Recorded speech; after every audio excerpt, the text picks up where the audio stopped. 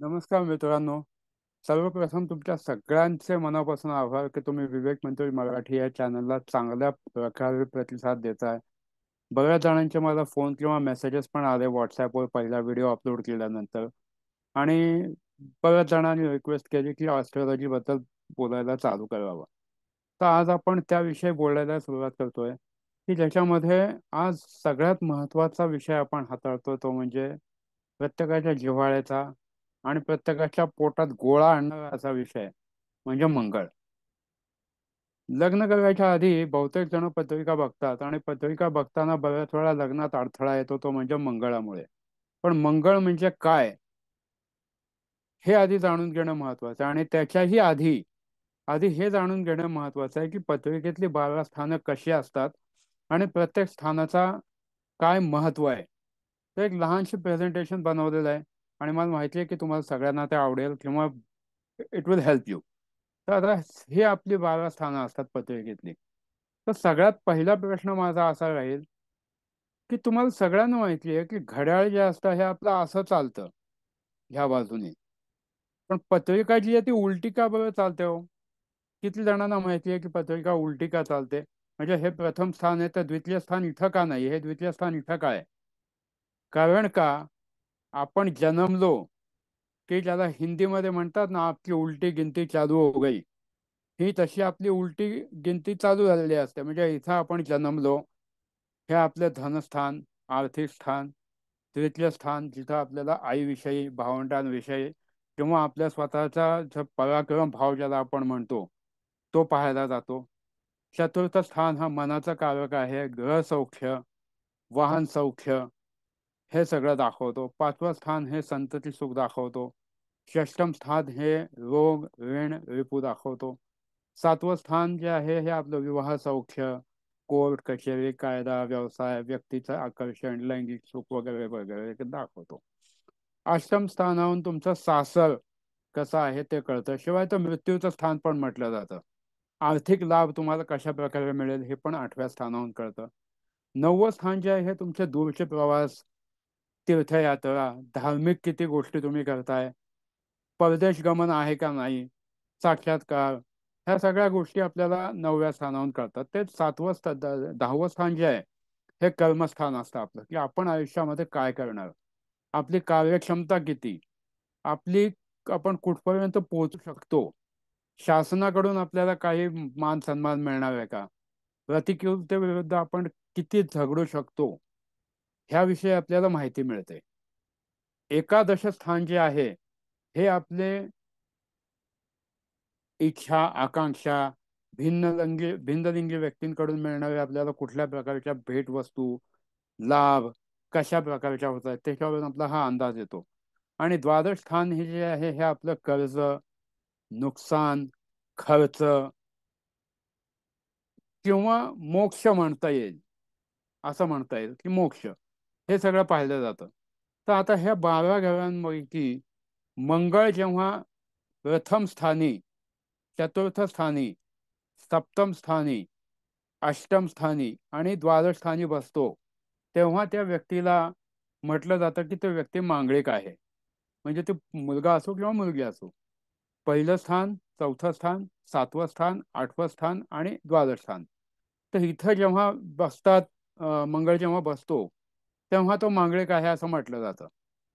आता पुढं काय होतं की मंगळ एकटा पठ्ठ बसत नाही. तो स्वतःच्या घरापासून म्हणजे तो जिथं बसलाय तिथून चौथ्या घरावर पण लक्ष देतो, सातव्या घरावर पण लक्ष देतो आणि आठव्या स्थानावर पण त्याचं तेवढंच लक्ष असतं. म्हणजे काय की आता समजा तर माझं प्रथम स्थानी मंगळ आहे, प्रथम स्थानी मंगळ म्हणजे इथं मंगळ आहे, तर तो एक, दोन, तीन, चार, तर चौथ्या स्थानी जेव्हा त्या मंगळाचं पूर्ण लक्षात येतं तर तो ग्रह सौख्यामध्ये बऱ्याचदा कमतरता आणू शकतो. बऱ्याचदा घरामध्ये वादविवाद, भांडणं ह्या गोष्टी घडवून आणतो. एस्पेशली कारण आपण आज लग्नाविषयी बोलणार आहोत. तर मंगळाचे जे इफेक्ट्स आहेत, तर हा घरामध्ये कायम भांडण तंटे काही ना काही घेऊन येतो. मग त्याच्यानंतर सातव्या स्थानावर सुद्धा त्याचं लक्ष असतं. सातवं स्थान हे तुमच्या वैवाहिक जीवनाचं स्थान आहे. ह्याच्यावरती जेव्हा त्याचं लक्ष येतं तेव्हा तो एक तर लग्न घडवूनच आणत नाही, किंवा घडवून आणलं तर उशिरा घडवून आणतो, नाही तर मग झालं लग्न तर घटस्फोट किंवा कोणाचा तरी मृत्यूयोग बाकीच्या ग्रहांवर अवलंबून असतो, मृत्यूयोग पण आणू शकतो. आठवं स्थान जे आहे हे तुमच्या सासरचं स्थान आहे, की किती तुम्हाला सासरचा सपोर्ट मिळणार आहे. बऱ्याचदा सासरचा सपोर्ट मिळत नाही, त्यामुळे तो त्या व्यक्तीने ती आशा सोडून द्यावी. ज्यांच्या प्रथम स्थानी मंगळ आहे त्यांनी खूप जास्ती काय सासरकडून अपेक्षा ठेवू नये, मिळणार नाही त्यांना, म्हणजे अगदी स्पष्ट आहे. आणि मग त्याच्यानंतर येतं जे दृष्टी येते, ही चौथी दृष्टी झाली, सातवी दृष्टी झाली, आठवी दृष्टी झाली. तर हे दृष्टी पाहिल्या जातात. त्याच्यानंतर जेव्हा चतुर्थ स्थानात मंगळ येतो, तर चतुर्थ स्थानात जेव्हा समजा जर मंगळ इथं स्वग्रही बसला, तर तो स्वग्रही सुद्धा तेवढेच प्रॉब्लेम करतो, घरात भांडण, कटकटी आणि बाकी सगळ्या गोष्टी. आता इथून पुढे आपण जर चौथं स्थान पाहिलं तर एक, दोन, तीन, चार हे काय स्थान परत लग्नाचं, म्हणजेच की लग्न होण्यासाठी बरेचसे तो प्रॉब्लेम, अडथळे निर्माण करतो, किंवा लग्न होतच नाही आणि झालं तर टिकत नाही. कारण का तर चतुर्थ स्थानावर सप्तम स्थानावर त्याची चतुर्थ दृष्टी डायरेक्टली आहे. त्यामुळे इथं तो त्रास देतोच. मग त्याच्यानंतर येतं सातवी दृष्टी. सातवी दृष्टी कुठे येते बघा, एक, दोन, तीन, चार, पाच, सहा, सात. तर सातव्या स्थानावर जेव्हा त्याची दृष्टी येते तेव्हा तो काय करतो, तुमच्या करिअर विषयी, तुम्ही आयुष्यामध्ये काय कराल, कुठल्या पद्धतीने तुम्ही पुढे जाल, हे सगळं मंगळ ठरवतो. मग तुम्हाला तुमच्या वडिलांचा सुख किती मिळणार आहे, तुमच्या करिअरमध्ये तुम्ही किती पुढे जाल, कुठल्या प्रकारचे तुम्हाला मान सन्मान मिळू शकतात, का काही शिक्षा होऊ शकते, किंवा प्रतिकूल परिस्थितीत तुम्ही कसे पुढे जाल, ह्याच्याकडे तो जास्ती आपला पूर्णपणे त्याचं लक्ष केंद्रित करतो. शिवाय वडिलांचं सुख किती आहे आयुष्यामध्ये हे पण तो ठरवतो. तर हे झाली सातवी दृष्टी. आता आठवी दृष्टी जी आहे ही चौथ्या स्थानापासून जर मोजली आपण, तर एक, दोन, तीन, चार, पाच, सहा, सात आणि आठ.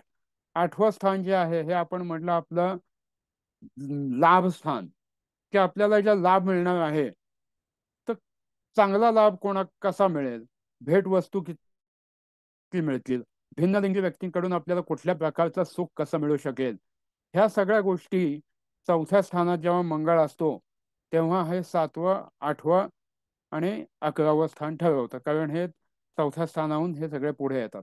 आता जेव्हा आता हाच मंगळ जेव्हा सातव्या स्थानात बसतो, म्हणजे स्वतः लग्नाच्या स्थानामध्ये जेव्हा मंगळ बसतो, तेव्हा तर तो लग्नाला बऱ्याचदा इतके अडथळे आणतो की लग्न होतच नाही त्या लोकांचा, किंवा झालं तर उशिरा होता, अगदी 35-36च्या पुढे सुद्धा होतं. किंवा घरामध्ये मग भांडण, तंटा, घटस्फोट, कोणाची तरी मृत्यू, ह्या गोष्टी घडून येतात. बाकीचे सुद्धा त्याला तेवढेच कारणीभूत असतात. आता सप्तम स्थानानंतर त्याची चौथी दृष्टी कुठं पडणार, तर लगेच एक, दोन, तीन आणि चार, म्हणजे दशम स्थान. तर परत इथं तुमचं पितृसौख्य, तुमचं कर्मस्थान, तुम्हाला शासनाकडून मिळणारा मान सन्मान किती आहे, काय आहे, कशा प्रकारे तुम्ही आयुष्यात पुढे जाल, याच्यावरती पूर्णपणे त्याची दृष्टी असते. आता इथून पुढे जर आपण सातवं स्थान पाहिलं, ह्या इथून पढूया, एक, दोन, तीन, चार, पाच, सहा आणि सात, म्हणजे पहिलं घर. पहिलं घर हे त्या घरावरती, म्हणजे ह्या माणसाचा जो बेसिक स्वभाव आहे त्याच्यावरती त्याचा पूर्ण परिणाम येतो किंवा अंमल होतो मंगळाचा. आणि हा व्यक्ती जास्ती तापट होऊ शकतो, खूप जास्ती रागीट होऊ शकतो, आणि त्याच्यामुळे परत त्याच्या वैवाहिक जीवनामध्ये प्रॉब्लेम्स हे येतातच. त्यामुळे सातव्या स्थानात मंगळ असेल तर तो पहिल्या स्थानावर सुद्धा तेवढाच परिणाम करतो, कारण ते सातवं घर आहे. आणि त्याच्यानंतर जो आठवं घर आहे हे म्हणजे द्वितीय स्थान, जे आपण मगाशी बघितलं की कौटुंबिक सौख्य, डोळा, घराणे, धनस्थान. तर बेसिकली कौटुंबिक संस्थेकडून आपण लग्नाविषयी बोलतोय, तर तो कौटुंबिक सौख्याला बऱ्याच वेळा मारक ठरू शकतो मंगळ. तर सातव्या स्थानात असलेला मंगळ हा बऱ्याचदा वैवाहिक जीवनामध्ये किंवा कौटुंबिक सौख्य, तुमचं फॅमिली लाईफ, ज्या आईवडिलांबरोबर सुद्धा जे तुम्ही आयुष्य जगताय त्याच्यामध्ये त्रासदायक ठरू शकतो. तर हे खूप महत्वाचं आहे की तुम्ही हे पहिले जे सगळे स्थान आहेत हे सगळे बघणं खूप महत्वाचं आहे. त्याच्यानंतर अष्टम स्थानातला जो मंगळ आहे, इथं जेव्हा मंगळ आहे तर हा अष्टम स्थानातला स्वतःच भासणारा जो मंगळ आहे, हा तुम्हाला तुमच्या सासरकडून काय सपोर्ट मिळतच नाही. त्यामुळे तो सोडूनच द्यायचा. शिवाय तो मृत्यूस्थान असल्या कारणाने बऱ्याचदा तिथं तुम्हाला तो ऍक्सिडेंट किंवा कुठल्या ना कुठल्या प्रकारचे इंजरीज, सर्जरी, काही ना काही प्रॉब्लेम देऊ शकतो. तर हे आश्रम स्थान. आता इथून पुढचं जर आपण चार बघितले तर चौथी दृष्टी जी आहे आश्रम स्थानावर ती म्हणजे 1, 2, 3, 4, म्हणजे तुमच्या एकादश स्थानात आगे परत तुमचा लाभ, तुम्हाला कुठल्या प्रकारच्या कशा प्रकारचे सुख मिळेल, कुठल्या प्रकारच्या भेटवस्तू मिळतील, हे सगळ्या गोष्टी ह्या चौथ्या स्थानाहून कळतात. म्हणजे अष्टम स्थानाहून पुढे जे चौथं आहे ते. आता तिथून पुढे आपण आपलं सातवं स्थान बघूया. आठव्यापासून पुढे सातवं म्हणजे कुठलं, तर 1, 2, 3, 4, 5, 6 आणि 7. म्हणजेच काय की अष्टम स्थानी असलेला मंगळ हा परत तुमच्या कौटुंबिक सौख्यासाठी त्रासदायक ठरू शकतो. म्हणजे आधीच अष्टम स्थानातलं मंगळ तुम्हाला सासरकडून काय सुख वगैरे मिळू देत नाही, शिवाय तो कौटुंबिक सौख्यासाठी सुद्धा त्रासदायक ठरू शकतो. तुमच्या घसा, मान, वाणी ह्याच्यावर सुद्धा त्याचा परिणाम होऊ शकतो. आणि त्याच्यानंतर हे सातवं स्थान झालं, हे आठवं स्थान झालं, कारण आठव्या स्थानावर पण त्याची दृष्टी आहेच आहे.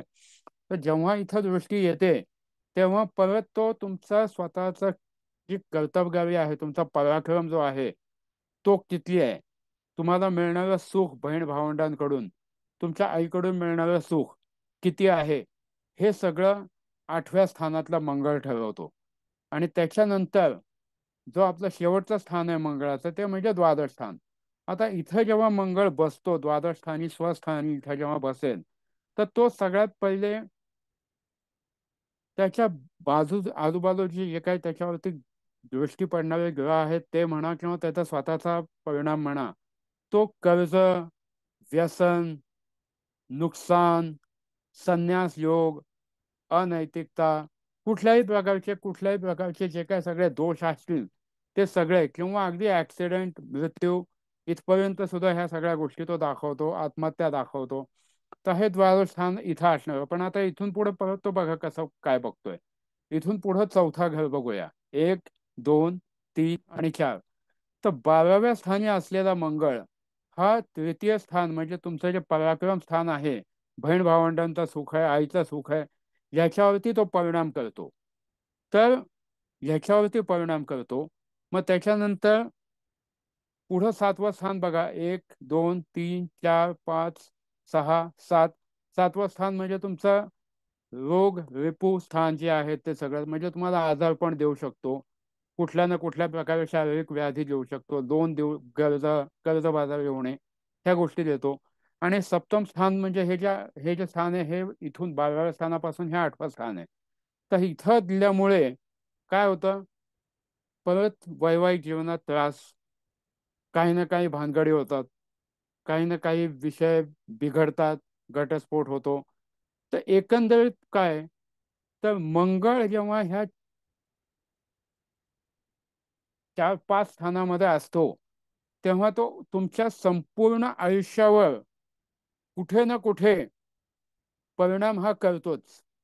त्यामुळे मंगळ हा खूप महत्वाचा ग्रह आहे आणि त्याचे परिणाम हे सगळ्या तुमच्या ओव्हरऑल आयुष्यावर दिसतात. म्हणजे तुमचा आर्थिक स्थिती, तुमच्या आई वडिलांबरोबरचे संबंध, तुमचा स्वतःचा कर्तबगारी, तुमचे आजारपणा, तुमचं वैवाहिक आयुष्य, तुमचा मृत्यू, तुमच्या समाजातली पद प्रतिष्ठा, मिळणारे सगळे जे सन्मान आहेत ते दिसत आहेत, किंवा कशा प्रकारे खर्च होईल. म्हणून मांगलिक पत्रिका जेव्हा बघितली जाते ती ह्याच कारणासाठी बघितली जाते की मंगळ नुसता एकटा एके ठिकाणी बसून भागत नाही. तो बाकीच्या कुठल्या गोष्टी, बाकीच्या कोणकोणत्या घरांवर कशा प्रकारे परिणाम देणार आहे हे पाहिलं जातं. आणि ह्या गोष्टी सगळ्या जेव्हा आपण विचारात घेतो त्याच्यानंतर ठरवलं जातं की खरंच ही पत्रिका मंगळाची तेवढी त्रासदायक ठरणार आहे का. कारण बाकीचे ग्रह पण तेवढेच महत्वाचे आहेत ज्या स्थानांवरती त्याची दृष्टी पडतीये. तर आता हे असं मंगळाची जी पत्रिका असते ही मंगळाची पत्रिका जर खरंच वाईट असेल तर लग्न करू नये, पण असं नाही. मंगळाच्या दोषासाठी खूप चांगला उपाय आणि 100% लागू होणारा उपाय मी आज तुम्हाला सगळ्यांना सांगतोय, जो 100%च लागू होईल. सगळ्यात महत्वाचं म्हणजे उज्जैन सगळ्यांना माहिती आहे, महाकाल. तिथं जाऊन जर तुम्ही तुमच्या मंगळाची पूजा केली, मंगळाची शांती केली, तुमच्या तिथल्या जाऊन, म्हणजे उज्जैनच्या भूमीला असं वरदान आहे की तिथं जाऊन जर तुम्ही मंगळ दोषाची शांती करून घेतली तर तुमच्या मंगळ दोष पूर्णपणे नाहीसा होतो. हे 100% त्रिकाळ बाधित सत्य आहे. स्वयं महाकाल तिथं आहेत आणि तुमचा मंगळाचा दोष पूर्णपणे जाऊ शकतो. म्हणजेच काय, की समजा जर तुमच्या वैवाहिक आयुष्यामध्ये काही प्रॉब्लेम चालू आहेत, किंवा लग्न जमत नाहीये, किंवा काही ना काही सारख्या अडचणी येत आहेत, तर मग उज्जैनला जाऊन या, शांती करून घ्या एकदा तिथे मंगळाची, गोष्टी सोप्या होऊन जातील. खूप चांगलं ठिकाण आहे उज्जैन. महाकालचं पण दर्शन होईल आणि उज्जैन स्वतः एक धार्मिक तीर्थस्थळ आहे, त्या दृष्टीने तुमची तीर्थयात्रा पण होऊन जाईल. आणि शिवाय दुसरा महत्वाचा मुद्दा म्हणजे गुरुच्या पत्रिकेमध्ये बलवान असेल, समजा तुमच्या स्पाऊसच्या पार्टनरच्या पत्रिकेमध्ये जर गुरु बलवान असेल, तरी तुमच्या मंगळाचा इफेक्ट हळूहळू कमी व्हायला चालू होतो.